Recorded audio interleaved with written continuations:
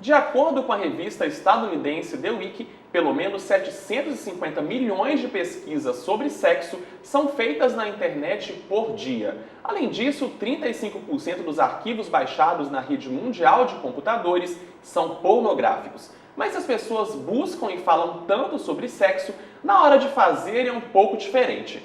No Brasil, de acordo com um estudo da USP, o brasileiro faz sexo em média 3 vezes por semana. E é sobre este tema que desperta o interesse de tanta gente que nós vamos falar no programa deste mês. Fique conosco, o Dois Pontos começa agora. Brazil not as a regional power, but as a global power. Na democracia se fala a verdade. Habemos Papa.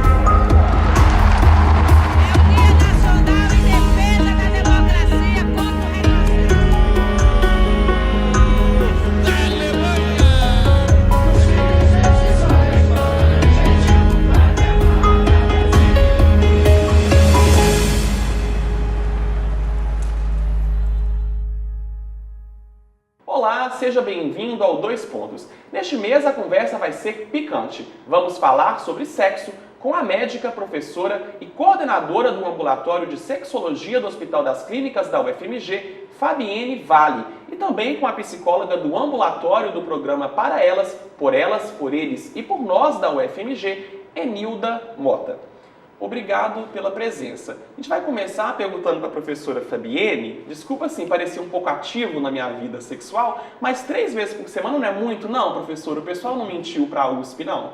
Olha, quando a gente faz uma anamnese, uma história de uma entrevista com uma paciente que tem algum problema sexual, a média registrada é de 2 a 3 vezes por semana, até que em Belo Horizonte mesmo, o que condiz com o estudo da USP. Agora, as pessoas não vão contar vantagem para os amigos, não, Enilda? Falar que faz mais do que realmente na prática faz? Principalmente o público masculino. O homem fala muito mais do que faz. A mulher já é um pouco mais contida, não conversa muito, apesar de que tem que conversar muito. Por isso que tem essa média que a doutora Fabienne colocou muito bem. Agora, se for pensar assim, né, professora Fabienne, qual que é a importância do sexo para o corpo humano, para a nossa saúde física? A Organização Mundial de Saúde já fala que saúde sexual é um bem-estar físico, psicológico e social em relação à sua sexualidade, não só a ausência de doença. Então é o bem-estar que a procura diante de uma atitude sexual. E o que é sexualidade? Sexualidade vai perpassar desde quando a gente nasce até a nossa morte. Tudo envolve a sexualidade. O amor, o gesto, a cena, os tabus, os medos, tudo envolve a sexualidade. E o sexo, o ato sexual em si, faz parte dessa sexualidade. Agora, se a gente for pensar no aspecto emocional da pessoa, no aspecto psicológico, Enilda, qual que é a importância de ter uma vida sexual ativa para a pessoa estar bem com as próprias emoções? O sexo, ele traz alívio, ele traz carinho, ele traz companheirismo, ele traz afeto, ele desestressa, tem uma saúde mental muito mais tranquila, mais equilibrada. Isso é muito importante para o emocional da pessoa. Agora, fazer sexo e falar sobre sexo. O falar sobre sexo com os amigos, com os familiares, também é importante para ter uma vida sexual saudável? É muito importante falar sobre sexo. Nós somos uma família tradicional, mineira, conservadora, onde na maioria das casas, dos lares, não se fala sobre sexo. Isso é um tabu. E aí vai chegando a adolescência, a vida adulta, a pessoa nunca conversou com uma mãe ou com um pai sobre sexo e vai descobrir na vida, na escola, com os amigos. Conversar com um companheiro sobre sexo ou companheira é muito importante. Isso traz um diálogo, traz uma aproximação, isso traz afeto e o sexo fica muito mais leve, muito mais tranquilo, muito saudável. Professora Fabienne, no ambulatório do Hospital das Clínicas, o ambulatório de sexualidade, as pessoas procuram o ambulatório em quais situações? O que elas chegam lá e relatam para a senhora e para outros profissionais da saúde? De acordo com o DSM-5, que é o estatuto que a gente tem sobre doenças psicológicas e mentais, você tem transtornos sexuais. Quais são os transtornos femininos? Hoje a gente tem 3.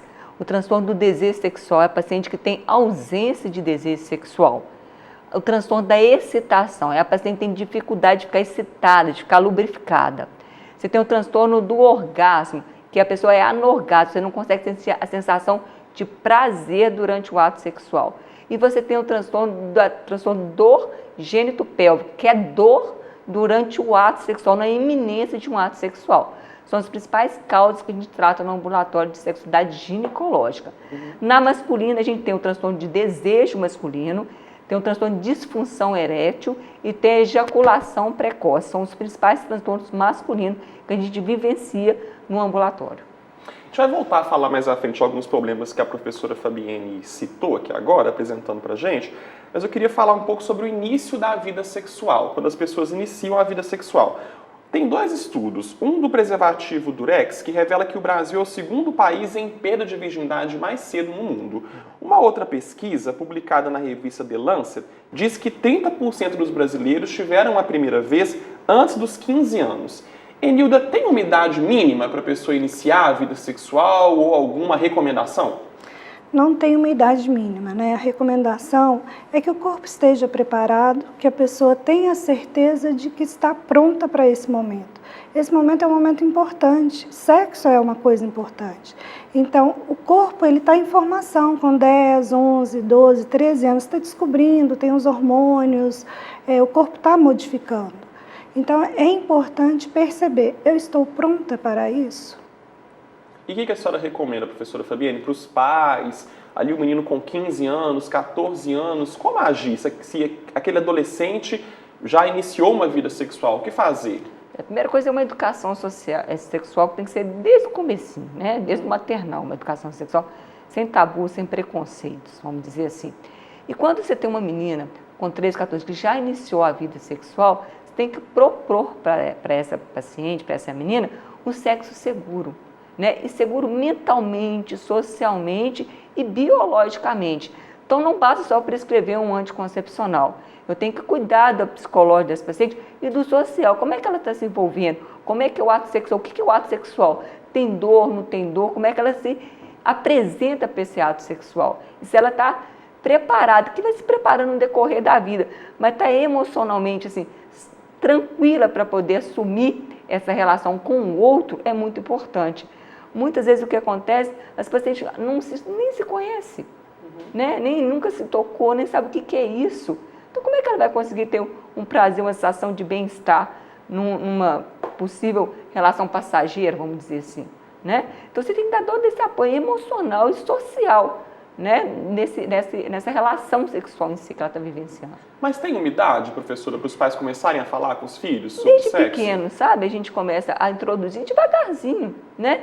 Por exemplo, um menino de 5 anos que está com um nenenzinho na barriga, que vai ganhar um irmãozinho. Como é que ele vai se comportar diante disso?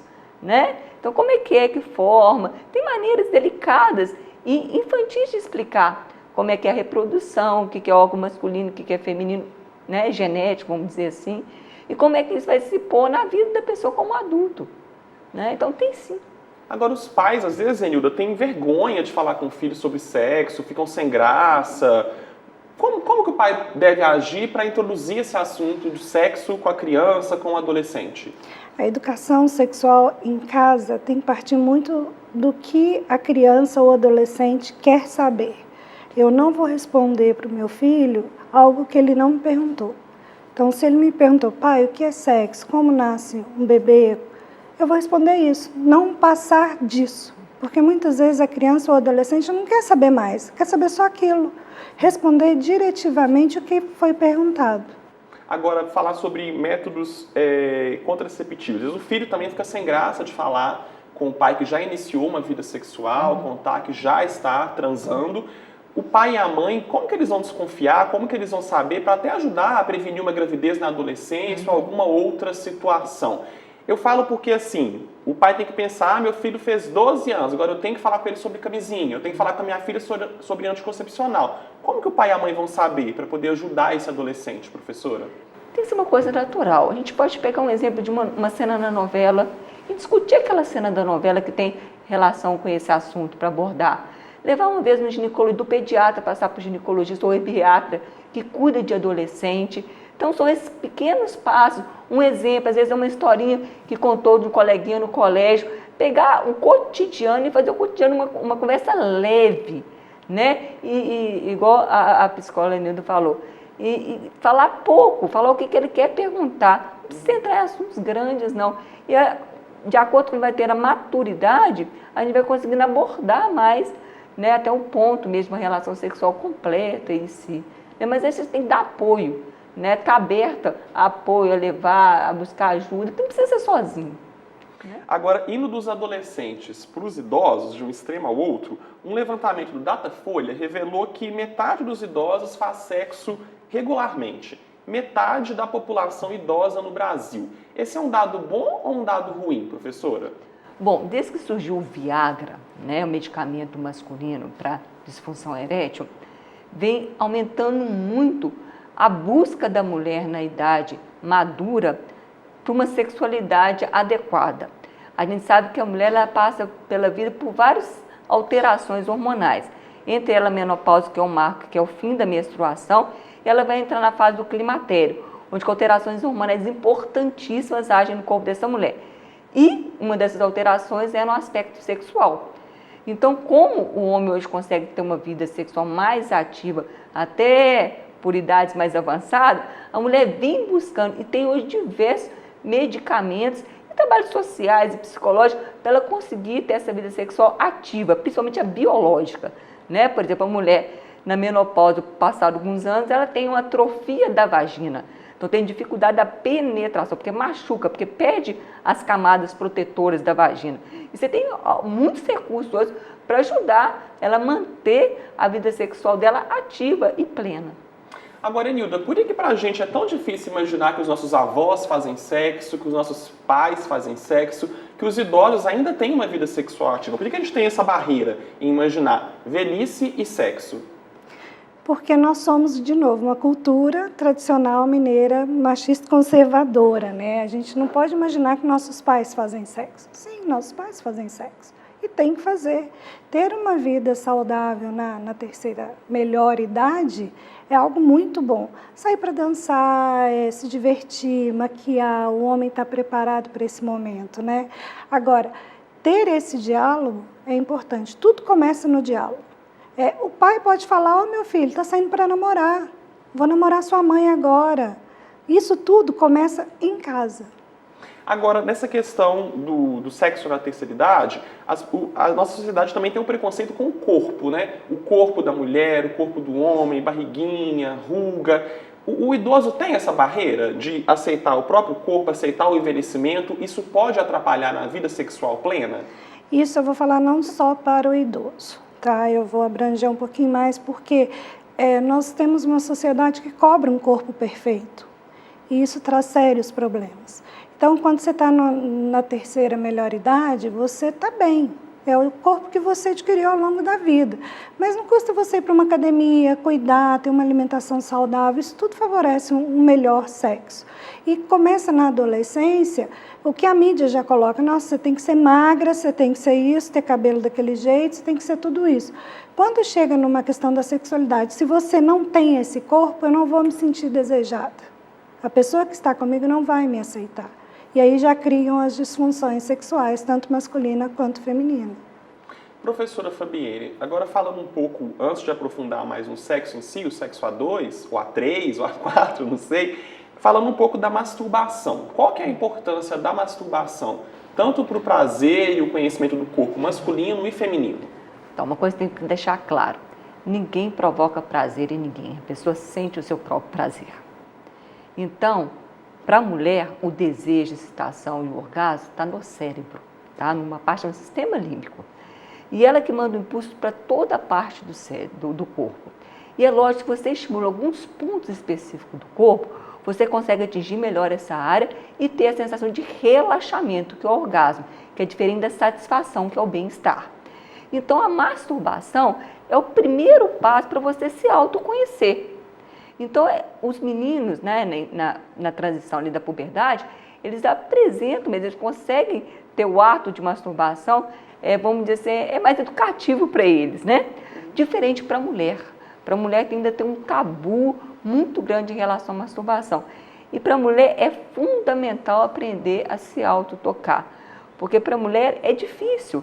E ela, quando aprende sozinha, entra para a relação muito mais tranquila. E você deve entrar para uma relação para ter satisfação, a intimidade. O orgasmo é você que pode ou não ter independente de alguma situação ou outra, mas é você que provoca sozinho você mesmo. Como não ter vergonha de conhecer o próprio corpo, Enilda? Em especial as mulheres, como a professora Fabiane falou. É importante a mulher se descobrir, e o homem também descobrir essa masturbação e não ter essa vergonha. Começa num banho, cada toque suave no corpo, vai descobrindo cada parte. Não tomar aquele banho, vou tomar um banho 5 minutos, sair do banho. Não, toma um banho um pouquinho mais demorado, passando, tocando, descobrindo. A partir disso, você vai ter um contato com o seu corpo muito melhor.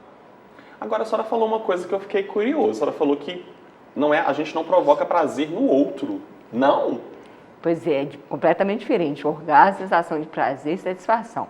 O prazer da sensação orgásmica, que é o relaxamento, é você que sente.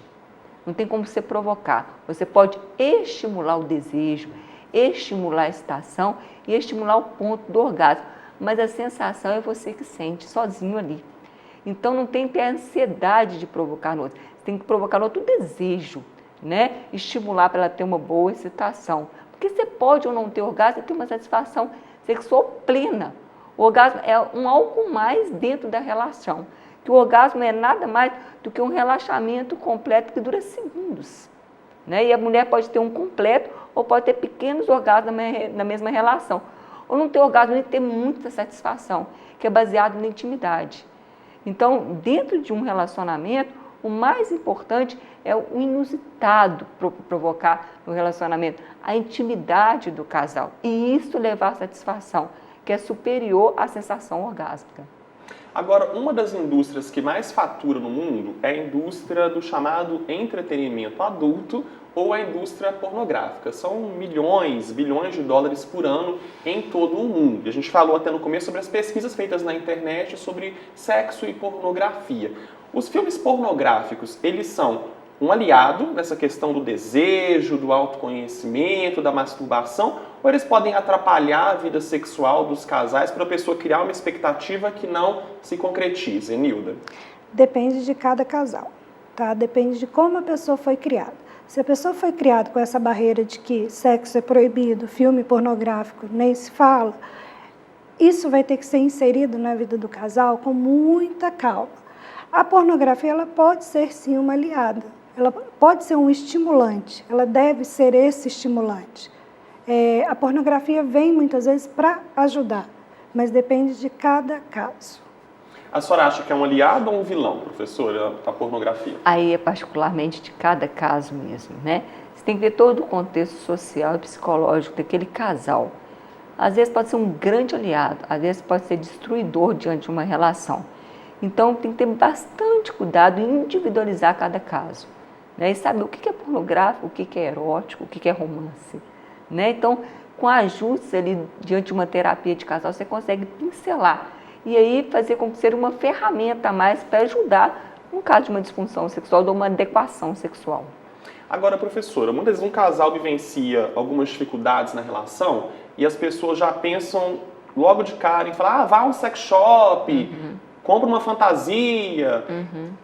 A vida sexual do casal, ela pode ser solucionada com uma mera fantasia que a mulher foi lá e comprou, o homem comprou, ela se veste de empregada, ele de bombeiro, ou outra fantasia, o que for. Isso vai ajudar a vida do casal, um brinquedinho, uma fantasia, ou o problema pode ser mais sério? Pois é, se for um problema leve que resolva com um brinquedinho, por que não? Resolveu. Às vezes só a circunstância que o casal está passando, ou a mulher passando, ou o marido passando, pode se resolver assim tranquilamente. A gente não precisa ter 100% a vida sexual plena, não. Tudo na vida a gente tem altos e baixos. Se passou daí com o ajuste e não resolveu, procura uma ajuda, né? A gente fala assim, se a situação está completamente global, generalizada, procura uma ajuda. A gente fala assim, 6 meses com um problema já é um tempo razoável para você procurar uma ajuda, né? E tem muita ajuda hoje em dia. Essas fantasias, os fetiches, Enilda, como que a pessoa deve lidar com eles de forma saudável? Porque às vezes o casal aí passa a ser uma obrigação, né? Tem que sempre ter uma fantasia, tem que sempre ter alguma coisinha. Como lidar de forma saudável com os fetiches e fantasias? As fantasias e os fetiches, eles devem ser um aliado, tá? Mais um aliado, mas um ponto de estimulação. Então, como lidar com isso? Diálogo, falar o que eu gosto, o que eu não gosto, se eu aceito ou não esse fetiche. Eu posso não aceitar, eu posso falar, não, esse fetiche eu não quero nem executar, mas a pessoa pode vivenciar na cabeça. Tá? Por isso que é muito importante o diálogo entre os dois. Agora, o desejo sexual, quando a pessoa vive uma relação monogâmica, que ainda é a mais comum, a gente vai falar um pouco mais à frente de relações poliamoristas e outras formas de relação, mas a pessoa vive uma relação monogâmica. Não tem uma certa ilusão de que a pessoa só vai ter atração sexual por aquele parceiro fixo que ela tem? O desejo do indivíduo não morre. Eu posso estar casado com alguém e desejar outras pessoas, certo? Sim, certo. Uma coisa é o desejo, outra coisa sou eu executar esse desejo. É aí que está uma diferença. O desejo sexual, ele existe em cada pessoa. Agora, o que eu faço com esse desejo? Eu vou sair com uma outra pessoa, ou eu vou procurar meu parceiro ou minha parceira para eu poder executar esse desejo monogamicamente falando. Agora, esse desejo sexual, professora Fabiane, em alguns momentos, eu até vi algumas pesquisas ao fazer esse levantamento para a entrevista, que falavam sobre comportamentos promíscuos e a pessoa que tem até um vício em sexo. O sexo, às vezes, pode ser um problema na saúde da pessoa? Sim, a gente tem uma disfunção sexual, que é o desejo sexual persistente, que pode estar associado a fator biológico, até um tumor cerebral, ou fatores psicológicos graves. Então, existe transtorno da hipersexualidade. Você tem do hiperdesejo, você tem da hiperexcitação. E que a gente tem que fazer diagnóstico diferencial com diversas patologias. Então, até tumor de ovário, tumor de suprarrenal e tumor cerebral. Então, existe sim, a gente tem que tomar cuidado com isso. Existe só o transtorno mesmo psicológico, né, que vai entrar mais na linha da psiquiatria. E aí, esse tipo de transtorno, afastando o transtorno biológico, também tem que procurar ajuda e ter um tratamento adequado. Mas qual que seria a diferenciação do hiperdesejo para hiperexcitação, que a senhora falou? Quando você tem hiperdesejo, você tem desejo de compulsão pelo sexo, você procura o sexo. Da excitação, não. Você é independente, pode ter uma secretária trabalhando no escritório que ela fica excitada independente do desejo. E isso acontece 10, 20 vezes ao dia. E ela tem que ir no banheiro se auto-estimular para conseguir ter a saciedade, independente de ter o desejo. Diferente do cara que tem um hiperdesejo sexual, né, que procura e vai na rua e vai em casas de prostituições para poder... É um desejo tão aflorado que ele precisa exercer esse desejo sexual, independente das consequências. Aí que é patológico, quando não tem a consequência. Agora, como que a pessoa deve desconfiar no dia a dia, Enilda, que ela está descarregando as emoções dela ou os problemas no sexo, que ela está tendo um comportamento, por exemplo, digamos, promíscuo? Como que a pessoa pode desconfiar que o sexo se tornou uma válvula de escape, um problema na vida dela? Quando o sexo passou a ser um sofrimento. Isso é um fato. Se o sexo passou a ser um sofrimento, eu preciso procurar ajuda. Eu preciso, por exemplo, descarregar. Eu não dou conta de ir para o meu trabalho, ficar tranquila no meu trabalho. Eu estou o tempo todo pensando em sexo. Sabe, minha cabeça não sai disso. Isso causa sofrimento. O sexo já não é saudável, não é bom. E a pessoa pode ter alguma consequência por ela, nas emoções dela e na vida, por ela ter uma vida sexual desregrada ou desenfreada, ou ela canalizar tudo no sexo? Quais podem ser as consequências para o sujeito? Além de doenças sexualmente transmissíveis, eu falo mais numa questão das emoções mesmo. Sim, ela não dorme, a pessoa perde o sono, porque eu estou o tempo todo pensando nisso, eu não faço mais meu trabalho direito, eu não estou mais com a minha família porque eu preciso estar com o meu celular, eu preciso estar no aplicativo, tudo que afeta negativamente. Agora, falando um pouco sobre viver alguns tabus e preconceitos, como que o indivíduo, professora Fabiane, ele deve agir para deixar de lado o preconceito sexual e ele poder viver na plenitude, por exemplo, a homossexualidade? Bom, homoafetividade, vamos dizer assim, é afeto, o nome já diz. É amor, é carinho, é gesto. E nós todos somos livres para exercer amor, ternura, afeto. Então, não se prenda ao fato de gostar de um homem ou gostar de uma mulher. A gente tem que se prender ao afeto que é gerado, né? Então, nós da sociedade, todos nós da sociedade, a gente tem os nossos conceitos. E o preconceito vamos deixar guardado e não expor isso para a sociedade. Porque nós estamos falando de afeto, de carinho, de gesto, um gesto de amor. Isso é independente se é homem ou se é mulher, do gênero, né, exposto na sociedade. Agora, Enilda, o indivíduo que se descobriu homossexual, está ali iniciando a vida sexual, ou até já tem uma longa trajetória sexual com o gênero oposto e se descobre, se percebe homossexual. Como que ele deve lidar para poder viver na sua plenitude a sexualidade descobrindo o homossexual? Primeiramente, sendo ele.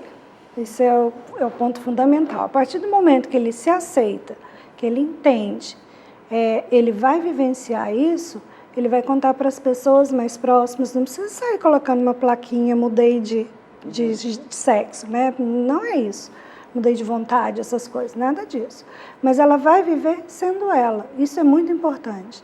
É não esperar do outro algum acolhimento. O outro tem todo o direito de falar, não aceito, não quero. É da pessoa.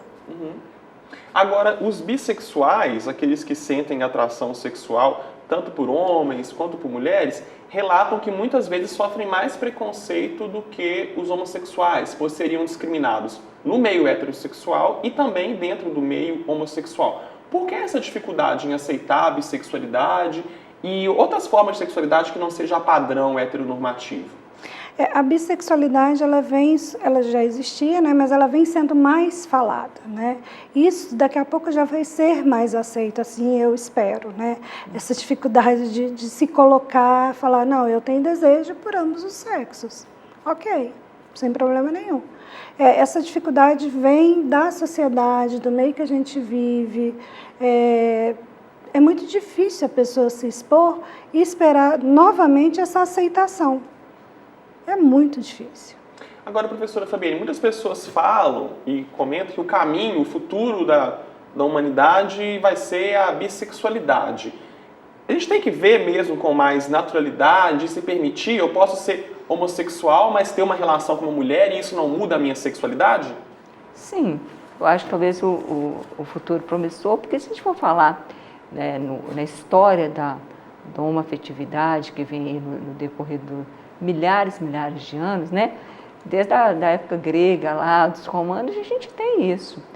Então a gente está, acho que, num período de transformação, com definições de vários termos em relação à sexualidade também.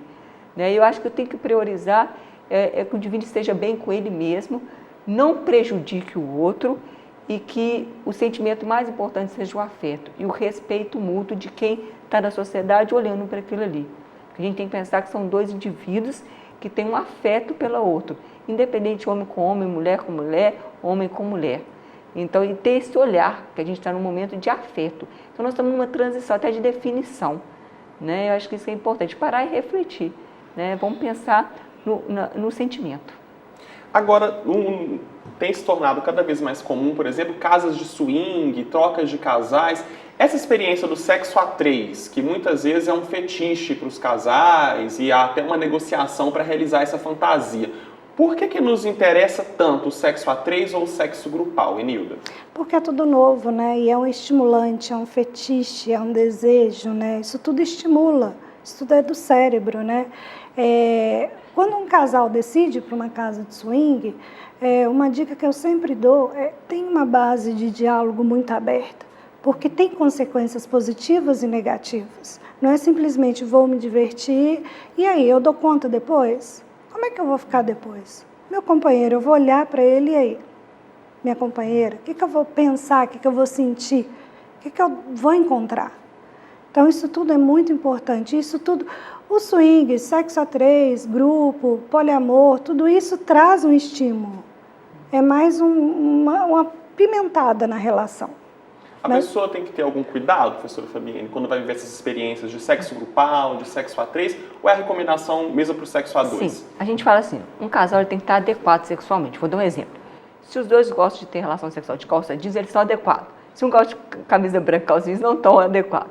Então, a parte médica só entra para tratar se for o indivíduo estiver inadequado sexualmente. A partir do casal seja adequado, tudo vale. Desde que sejam maiores de idade, tenham consciência plena do que estão fazendo, porque tudo tem consequências positivas e negativas.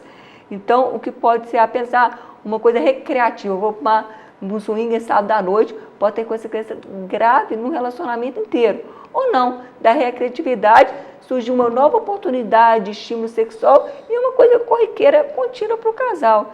Então, o que vale é uma boa conversa e ter certeza quando for colocar algo novo, uma experiência nova dentro desse relacionamento, que pode ser devagarzinho e que seja positivo, ou não, aqui não dá conta demais, então vamos parar por aqui, e aí para a gente ficar adequado sexualmente. Então, o casal adequado a gente não mexe, a gente trata casal inadequado, e isso é uma conversa entre os dois, eles vão definir. Até quando podem ir e quando dão conta no relacionamento. Mas essa inadequação, professora, pode ser, vou dar um exemplo aqui, pode ser, o homem quer fazer, por exemplo, sexo a 3, a mulher não quer, ele fica forçando a barra? Vou te dar um exemplo de consultório, tá? Existe um casal, um empresário, com uma dona de salão, muito bem resolvidos. Até que ele começa a chegar em casa e começa a vestir o salto alto dela para conseguir ter desejo e ter ereção. Até com o salto alto ela não se importou. Passou um tempo, eu queria colocar um vestido. Então ele tinha que travestir, ou seja, colocar um vestido para conseguir ter ereção.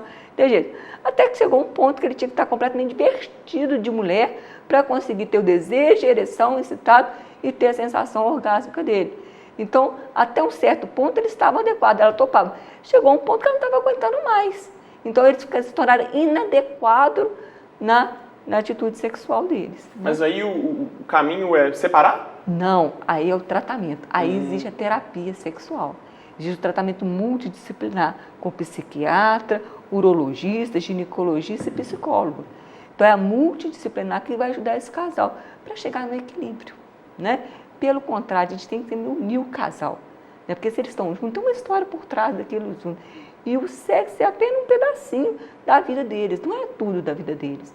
Então, o tratamento multidisciplinar vai ajudar esse casal a se tornar adequado novamente. E como que é feito esse trabalho, Nilda, de ajudar esse casal a se adequar e encontrar esse equilíbrio? Pois é feito na terapia sexual de casal, né? Eu também recebo casos como esse que ela falou, né? É muito comum. E isso é feito à base de diálogo, descobertas, eu vou falar o que eu gosto, o que eu não gosto, de novo, o que eu dou conta, o que eu não dou, e vai achando o equilíbrio para encontrar esse caminho. E aí muitos casais dão conta de vivenciar, sim, mas esse fetiche, mas esse desejo. Outros casais não, eu prefiro me separar e viver uma vida mais saudável. Agora, eu não sei se lá no ambulatório do Para Elas chegam casos assim, mas há também relatos que não são tão assim saudáveis e negociáveis, de que o homem obriga a mulher a manter relação sexual sem ela ter vontade ou utiliza o sexo como uma moeda de troca ali na relação. Como lidar com isso? Isso ainda é muito comum, tanto o sexo obrigatório quanto a moeda de troca, né? Então, lá no ambulatório, nós utilizamos do diálogo também, muita descoberta, a terapia, né? A gente passa pela ginecologia para a gente ver se a mulher já sofreu, tem algum problema fisiológico, né? E é feito esse encaminhamento e é feito esse trabalho psicológico para a descoberta do que a mulher é e ela se sentir empoderada para ela poder falar, não, eu não quero mais viver isso, eu quero mudar a minha vida, com você ou sem você, mas agora eu estou bem para tomar essa decisão. Agora, professora Fabienne, o sexo, ele não é só o momento da penetração. Existem outras formas ali de obter prazer, e não estou falando especificamente do sexo oral. Mas por que a gente é tão apegado à penetração? Não sei se os homens também são mais apegados a isso que as mulheres, mas tem que ter a penetração para falar que teve sexo. Esse é um mito, né? Até porque, se pensar na resposta fisiológica da resposta sexual feminina, a penetração é o que menos importa para a mulher. Que a mulher tem estímulos por diversas áreas do corpo. Vou dar um exemplo, a mama. A mama é algo completamente erótico para a mulher. Tem vários estudos com ressonância que mostram só que o mais erótico da mulher é a mama. Né? Você tem um clitóris, você tem parte da coxa atrás do joelho, então você tem diversas partes eróticas. Dentro da vagina a gente tem pouquíssima terminação nervosa. Então o lugar menos provável dela sentir uma sensação que vai estimular o cérebro para ter a sensação orgásmica. Então o sexo, da mulher começa no bom dia. Né? Vamos dizer que do homem boa noite, mas a mulher no bom dia. Então é um bom dia, é um gesto, é um carinho, é uma mensagem, é um elogio. Né? Não é elogio, a nossa comida está tão gostosa hoje. Então isso tudo alimenta o desejo da mulher. Né? E aí ela pode partir para um ato sexual sendo estimulado, você tem uma excitação cerebral primeiro, depois você vai ter uma excitação corporal e aí chegar no genital, podendo ou não atingir o orgasmo. Então a mulher ela precisa estar tranquila, com baixa de ansiedade, sem dor e preocupação. Você colocou mais cedo ali, o homem, o desejo e a tensão e a ansiedade são áreas distintas do cérebro, onde o homem tem mais ansiedade, mais você precisa do sexo para relaxar. E as mulheres, pelo contrário, é a mesma área do desejo. Então, quanto mais ansiosa, dor e preocupada, a mulher tem dificuldade de ter desejo sexual, né? Então, é um conflito que tem entre homem e mulher, né? Como que precisa aliviar com o sexo. A mulher precisa estar aliviada para permitir o sexo. Então, o sexo ele não começa com um beijo, o toque e a penetração. O sexo começa na intimidade. E a intimidade começa desde manhã cedo. Agora, o casal pode fazer algum exercício, Nilda, alguma coisa para poder fugir do sexo achando que é só penetração? Sei lá, hoje não vai ter penetração, por exemplo. Pode ser uma coisa saudável? Super saudável. Não tem que ser aquele sexo, horário agendado, dia agendado. Sexta-feira, 8 horas da noite, coloca na agenda sexo. Não, por favor, não é assim que funciona. Hoje, por exemplo, chegou em casa, um toque, carinho, a masturbação, o afeto, é sexo. Sexo não é penetração, não necessariamente você precisa chegar à penetração. Uma boa masturbação, sabe, esse carinho todo, muitas vezes para as mulheres vale muito mais que uma penetração. Agora a gente fala assim, para as mulheres, para os homens, a professora Fabiane deu uma explicação. O sexo, o desejo sexual masculino e o feminino, quais seriam as principais diferenças?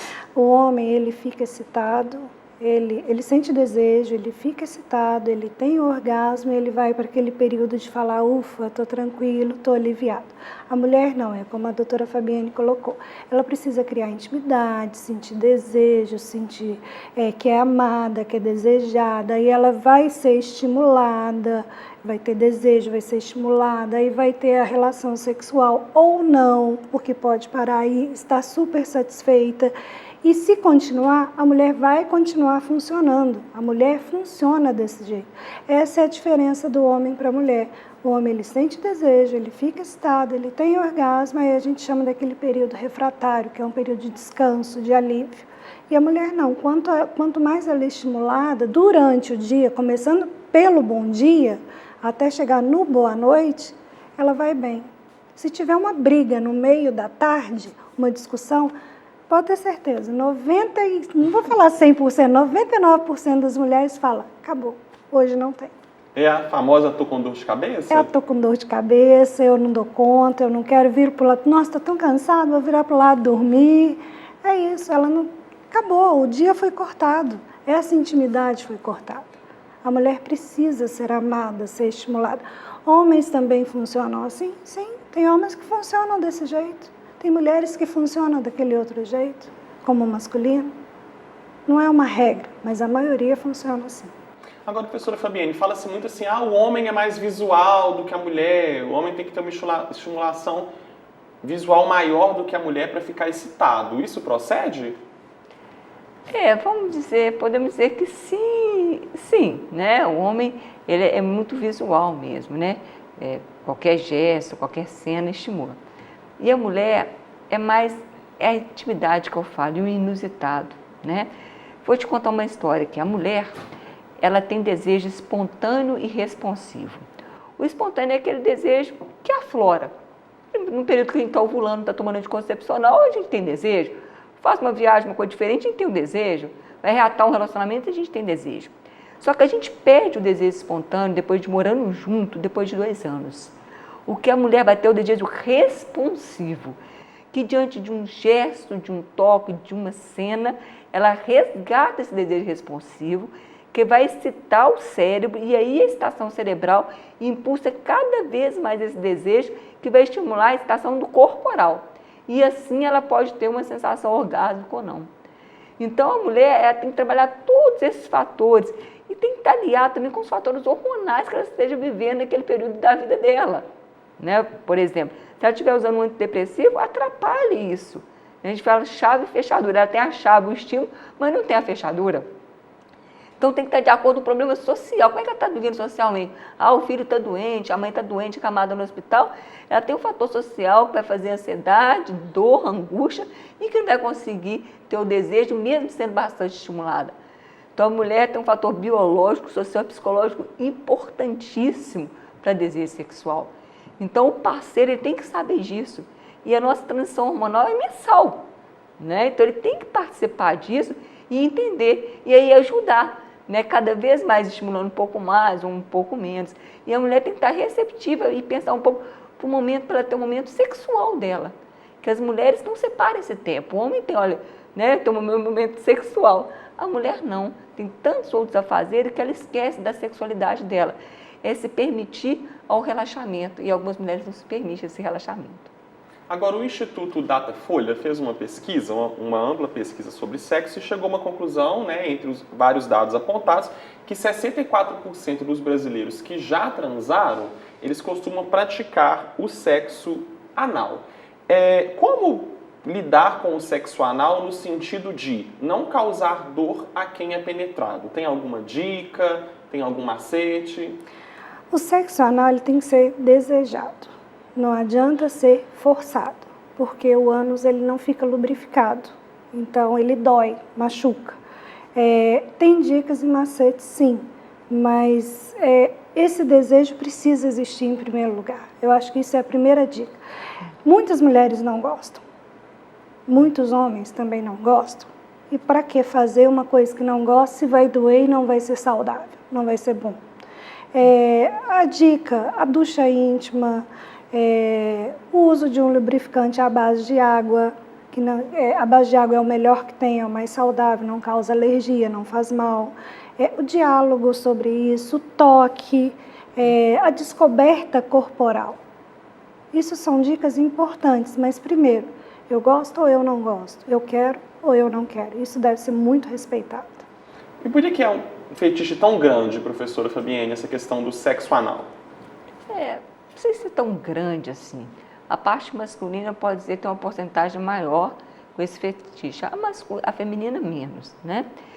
Eu acho que tudo que é mais diferente, inovador, que não é o do cotidiano, tem que ter um fetiche maior. Então, quando foge um pouco desse cotidiano e o sexo anal foge um pouco do cotidiano, né? Não é a penetração vaginal, tem um fetiche, tem um desejo maior. Eu acho que a primeira coisa para ser praticada tem que ser um acordo dos dois, os dois toparem, né? E tem maneira de topar e tem uma sensação prazerosa dos dois. Então, isso tem que ser com muito cuidado, não causa doença, igual as pessoas imaginam, né? Você tem que estar muito bem relaxado, muito bem preparada, pode usar de artifícios, né? Como um gel, até o caso de um anestésico local, tem vários artifícios para poder colocar diante do sexo anal. Se os dois estão adequados, por que não, né? Agora, professora, o prazer na região anal não quer dizer que o homem, principalmente, que ele é homossexual. O homem pode ter prazer na região anal sem ser gay. Como que os homens héteros, principalmente, podem se libertar desse preconceito e ser estimulado pela parceira ou pelo parceiro nessa região e ter o prazer anal? Pois é, o prazer é cerebral. Você pode ser estimulado em qualquer lugar, né? Posso estimular a bolsa escrotal, o pênis, a glande do pênis, o mamilo masculino e a região anal. Então, se você for treinado e para poder ter essa resposta, é prazeroso e não tem problema nenhum, né? Não é isso que define você ter uma homoafetividade ou não, né? Uma afetividade é o que eu falei, é afeto, né? Isso não é as sensações biológicas do seu corpo, porque o corpo ele é mágico. Então, você pode sentir em diversas áreas, com um beijo, né? Às vezes um beijo, um gesto no carinho na barba, você consegue ter uma excitação, chega até a ter uma ejaculação e um orgasmo a parte masculina. Por que não? Então é mais um lugar para ser explorado se você quiser, né, descobrir essa exploração. E como que o homem pode, Nilda, ir ali perdendo esse medo, essa vergonha e se permitir ser tocado na região anal e em outras regiões que ele pode ter medo? O homem precisa se tocar e se descobrir. Ele se descobrindo, percebendo que ali é um ponto que ele sente desejo, que ele tem vontade, ele pode ter o diálogo. Falar, eu estou gostando disso, será que você dá conta de me estimular nesse local? Perguntar para a pessoa que está com ele, olha, eu gostaria de descobrir isso. A pessoa pode falar, não, eu não dou conta. não quero participar disso. Não quero, claro, é um fetiche, né? Mais um fetiche para a nossa relação. Pode ser muito bom, mas tudo vem do diálogo. Agora, professora, a gente falou da penetração anal, da penetração vaginal. Tem algumas diferenciações que a gente encontra em algumas conversas e pesquisas na internet falando sobre o orgasmo vaginal e orgasmo clitoriano. Existe realmente essa diferenciação? Existe. Mas é o seguinte, o orgasmo é um ponto sério para estimular o estímulo, você vai ter liberação de toda a tensão. O clitóris é um órgão altamente erógeno para a mulher. E é onde que a maioria das mulheres, cerca de 60%, 70%, consegue atingir esse clímax e esse relaxamento com estimulação clitoriana. Na vagina, a gente tem alguns pontos. Na vagina, a parede anterior é um pouco mais sensível. Você tem na cervix, que é onde vai o colo uterino, também. Então, a penetração, você consegue sentir a sensação orgásmica com a penetração, muitas vezes quando você estimula o clitóris junto, ou quando você estimula uma posição onde a parede anterior da vagina, que está muito próximo da inervação do clitóris, consiga ser estimulada, né? Então, aí você pode ter vários tipos de orgasmo. Você pode ter um orgasmo verdadeiro, duradouro, de 6, 8 segundos, com relaxamento completo, você não consegue nem mais encostar, ou você pode ter múltiplos orgasmos, pequenos orgasmos numa mesma relação. O homem não consegue isso. A mulher consegue ter múltiplos orgasmos. Ou não ter orgasmo nenhum, e ter uma sensação prazerosa gigantesca diante de uma relação sexual. Então, são coisas distintas. Mas, sem dúvida, o clitóris é um ponto muito erógeno na vida da mulher. Então, o orgasmo múltiplo, ele existe? Existe, né? Mas só para as mulheres? Para o homem é o seguinte, ele precisa, depois da ejaculação, da sensação orgásmica, ele precisa de um tempo que é resolução, né? Então, ele precisa de um tempo de descanso. Quando você é mais jovem, você consegue se recuperar mais rápido, ter uma nova ereção. À medida que a idade vai chegando, você precisa de um tempo um pouco maior, né, para o corpo recuperar e você ter uma nova ereção, nova ejaculação e nova sensação orgásmica. Então, agora a mulher ela consegue ter na mesma relação pequenas sensações orgásmicas.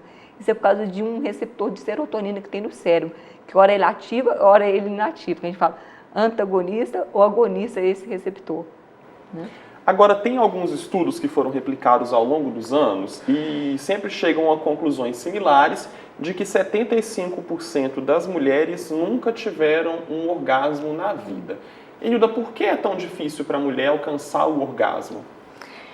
Isso é muito comum, tá? Isso é real, é muito comum. A dificuldade vem pela criação, muitas vezes. A mãe, algumas vezes, quando criança, pegou a criança se tocando e fala, tira a mão daí, menina, não põe a mão daí, senta direito, fecha a perna, é proibido. Já começa desse jeito. Já tem uma repressão aí que a criança fala, eu não posso tocar aqui. Então, quando chega numa adolescência, numa vida adulta, a mulher não se toca, não se masturba, não conhece o corpo, e aí não vai chegar ao orgasmo. Por isso que é muito importante a mulher se tocar. Quando ela conhece o corpo, ela está mais aberta a todo tipo de situação sexual saudável. Ela vai poder falar, olha, me toca aqui, que aqui eu sinto mais prazer, ou não me toca aqui, porque aqui eu não gosto, aqui me dói, aqui me afasta de você. Por isso que é importante esse toque. Mas é mais difícil para a mulher gozar, professora Fabienne, assim, num aspecto biológico, fisiológico ali do corpo da mulher? Sim. Porque a mulher pode ser estimulada em qualquer parte do corpo para estimular o cérebro, o sistema límbico, para ter essa resposta, né? O homem ele tem um órgão genital todo para fora, ali, vamos dizer. Então, é mais fácil para o homem ter esse tipo de sensação. E o homem, ele se permite mais, pela criação, desde criancinha, a poder tocar o órgão genital dele. A mulher não. E a mulher tem órgãos eróticos diferenciados. Você tem a mama, que é muito erótica, né? Então, você tem o beijo, que é muito erótico para a mulher, você tem o clitóris, e você tem a vagina em si. Então, tem vários pontos que você tem que descobrir. Por isso, quando você a gente estava conversando muito, né, Nilda, que é importante a gente ter uma maturidade para iniciar a vida sexual. Porque a partir que você tem essa maturidade, você tem os hormônios já em perfeita harmonia, e você já conhece melhor o seu corpo, já teve experiência de conhecer melhor o seu corpo. E isso a gente vai ver uma resposta com a mulher de 30, 40, 50, 60 anos no consultório. Então, a anorgasmia é um dos transtornos sexuais de alta prevalência alta mesmo, e que gera muita angústia, porque você entra para uma relação sexual sem sentir nada, e você não sente nem a satisfação. Então, por que você vai buscar uma nova relação? É um conflito muito grande do casal, porque a maioria dos homens, eles entram para a relação sabendo que vão ter uma resposta orgásmica. E quando já tem uma dificuldade, eles evitam muitas vezes a relação. Sabe que tem uma dificuldade de disfunção erétil, ele vai evitar o contato íntimo com a pessoa, diferente de nós mulheres.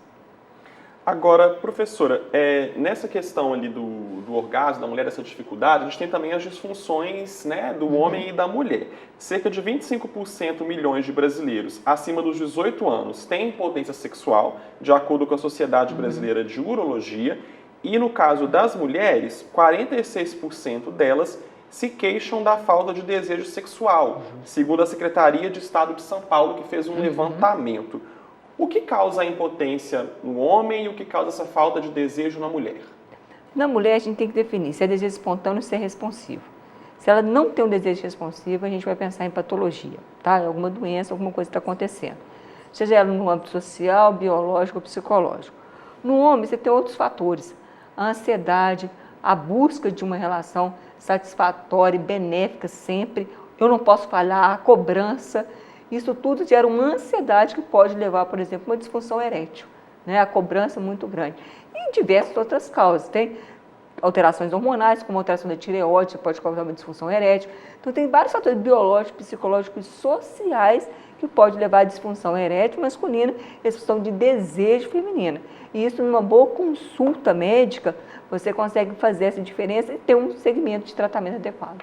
Mas frigidez é a falta de desejo ou não? São coisas diferentes? Pois é, frigidez é o nome que você fala, alguma falta de desejo, falta de orgasmo, né?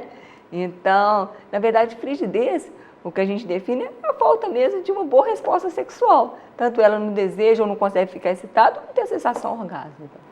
Agora, Nilda, a pessoa então, o homem ou a mulher, ele pode ter o desejo, mas por uma questão do corpo não conseguir fazer o sexo? Não só do corpo, mas da mente, o psicológico. O homem tem muito aquele ditado, é muita areia para o meu caminhãozinho. Esse ditado pesa muito, ele é muito pesado, porque o homem tem que dar conta dessa mulher. O homem não tem que dar conta. Primeiramente, o homem não tem que dar conta, o homem pode falhar. Ele deve falhar, é até saudável falar, olha, hoje eu não dei conta, por causa disso, porque eu estou cansado, porque eu não estou afim. Não pode deixar fatores estressantes de ansiedade, culpa, medo, insegurança, afetar essa relação. Agora, as mulheres às vezes fingem um orgasmo e o homem não tem essa alternativa, né? Porque o orgasmo dele ele tem uma consequência biológica que é a ejaculação. Há uma cobrança muito grande para o homem de satisfazer, igual a professora Fabiane comentou, que não é a gente que satisfaz o outro, mas tem uma cobrança muito grande para o homem de que ele tem que satisfazer a parceira ou o parceiro, de que ele não pode falhar, de que ele não pode perder uma ereção. Por que essa cobrança é tão grande para os homens? Devido à cultura machista. Tá? Esse é o primeiro passo. O homem se cobra assim por não conseguir dar esse prazer para a mulher. Para o homem é muito importante que meu companheiro ou minha companheira tenha tido prazer. Quando a gente tem um dia estressante, quando a gente está triste, tem problema financeiro, ou algum mesmo medicamento que está tomando que vai interferir nisso tudo, o homem não vai funcionar corretamente. Isso tudo tem essa consequência. Mas ter o diálogo aberto para falar sobre isso com a pessoa que está do lado, de novo, é muito importante.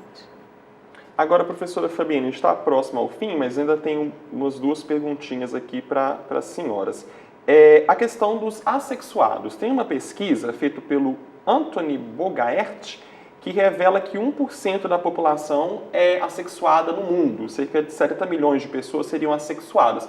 Como que é a vida das pessoas que são assexuadas? Elas não têm desejo sexual ou é uma escolha? Às vezes não tem interesse, né? Interesse em assuntos relacionados ao sexo, a praticar uma atitude de sexo, né? Uma relação sexual. Isso pode ser transitório, pode ser numa fase da vida. Não quer dizer que a pessoa sexual vai ser assexuada a vida inteira.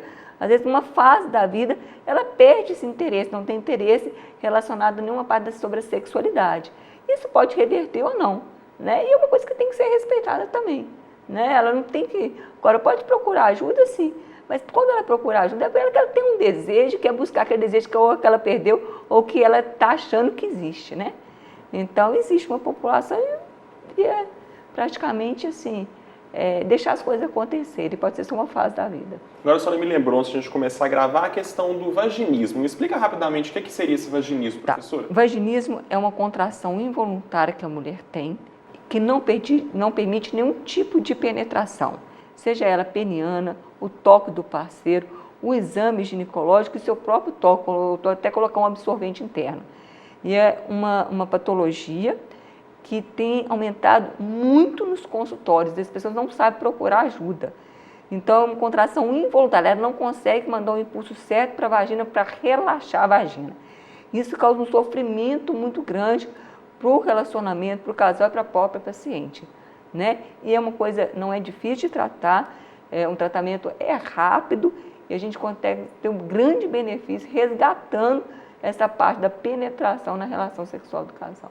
Enilda, para finalizar, quando que é a hora do casal, da pessoa procurar uma terapia, procurar uma ajuda para ter uma vida sexual mais plena e mais feliz? Quando o sexo já não está existindo no casamento, quando não há diálogo sobre sexo, quando a pessoa quer melhorar o sexo, tá? Eu quero melhorar isso aqui que já está tão bom, mas eu quero mais. Quero ter uma abertura para falar de fetiches, de desejos, de fantasias. É sempre uma hora boa para procurar uma ajuda. E eu também esqueci uma coisa, o ponto G não existe, então? O ponto G é um mito, e se fala muito do ponto G, mas não existe ponto específico na vagina. Existe uma área do clitóris, parede anterior da vagina, a pelvicia, a mama, né, o beijo. Então, esses são os vários pontos G no corpo que a gente tem. Mas um ponto específico de ligar e desligar, infelizmente, não existe. Muito obrigado pela entrevista. Espero que a gente possa voltar a conversar sobre sexo em outra oportunidade. Eu que agradeço. Muito obrigado. Muito obrigada pelo convite. Foi um prazer. E não deixando de falar, sexo sempre com preservativo, com camisinha e realize exames periódicos para identificar doenças sexualmente transmissíveis. O programa 2 Pontos de hoje fica por aqui. Envie críticas e sugestões para tvufmg@ufmg.br. Obrigado pela companhia e até a próxima.